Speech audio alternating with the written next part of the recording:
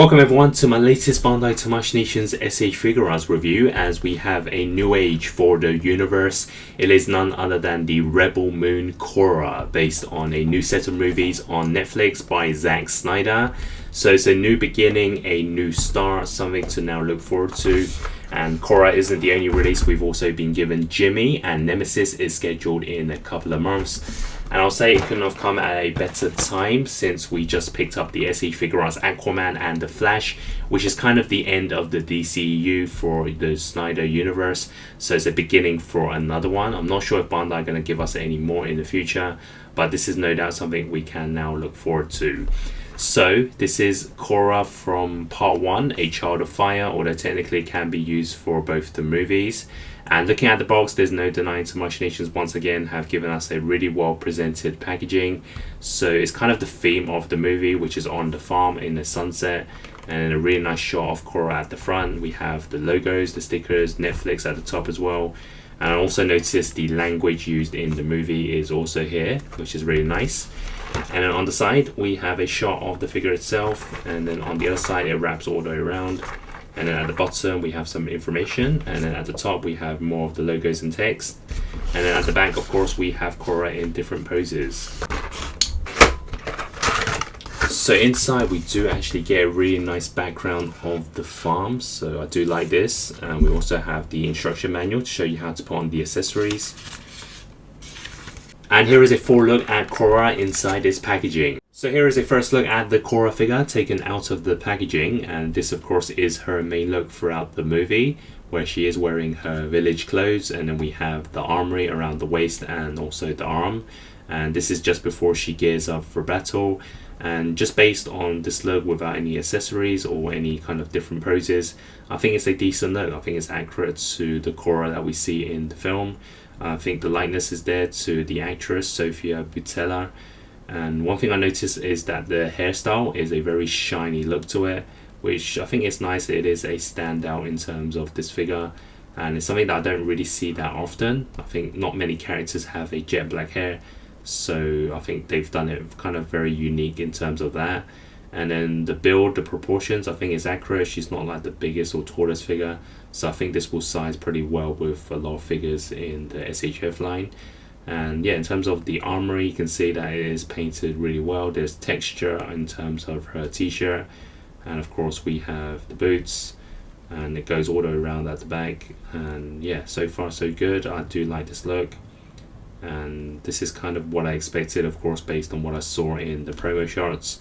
So yeah, it's a good look in terms of what we are expecting.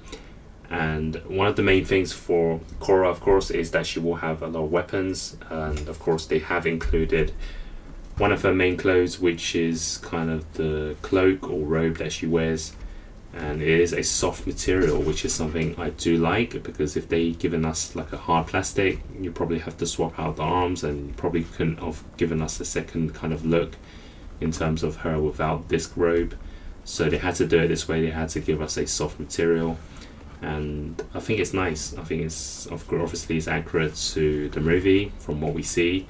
Hopefully it's not oversized in certain poses, but I think it's done pretty well. Yeah, it's pretty neat. There's no bands inside, so don't expect this to kind of flow like a cape. At the end of the day, she isn't a superhero, but yeah, I do like the way they've done this. It's very basic, but at the same time I think it does work, because in the movie it is pretty much a very simple robe. And yeah, it just hooks on really well, very simple to kind of install. There's nothing really to it, and yeah, this is actually pretty nice to have. In terms of the hood, maybe it's oversized, I'm not sure.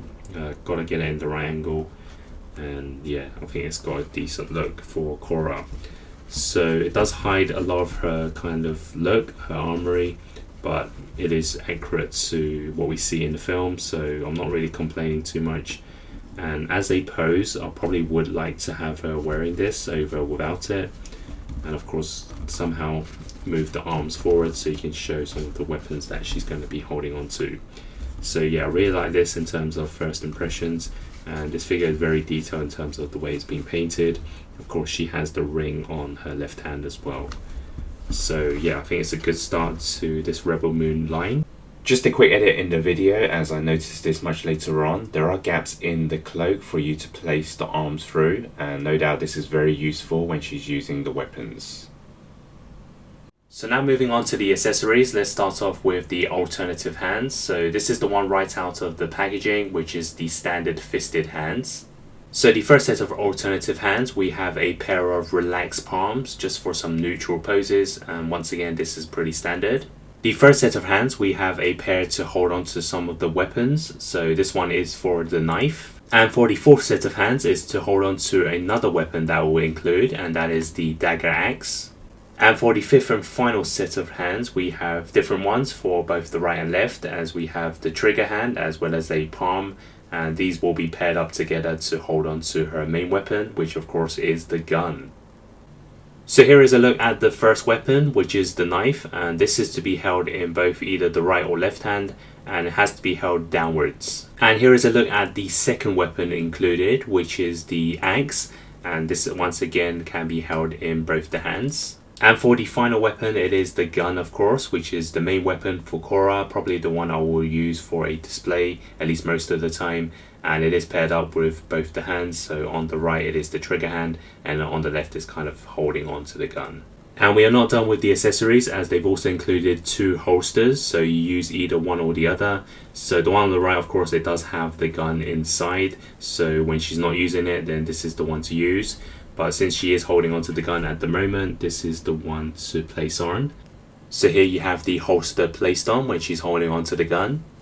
And here is a look at the holster when the gun is not in use. And of course you can mix and match the weapons in both the hands for some movie displays. And here is one of the signature poses with the robe and holding onto the gun.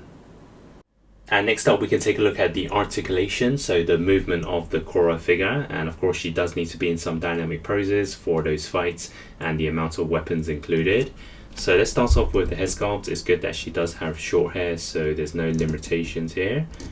So it can turn left and right, round and round 360 if you want, and it can also tilt side to side, and then downwards this much, and upwards this much, and it has good rotation along with the neck.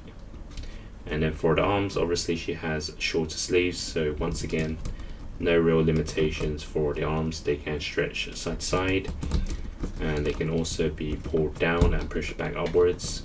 You can move it forwards, upwards, backwards, round and round, and then you can also move it all the way back like this, and then inwards slightly for those gun poses.